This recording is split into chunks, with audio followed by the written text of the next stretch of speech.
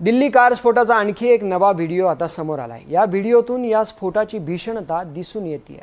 या स्फोटात 12 जणांचा मृत्यू झालाय तर 25हून अधिक जण जखमी झालेत। आता या स्फोटाचा आणखी एक व्हिडिओ समोर आलाय।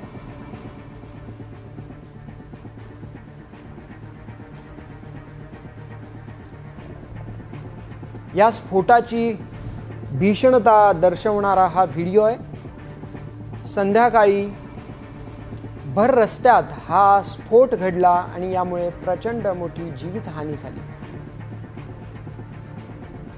हा नवा सीसीटीव्ही व्हिडिओ आता समोर आलाय आणि या स्फोटातून या हल्ल्याची तीव्रता किती आहे हे दिसून येत आहे।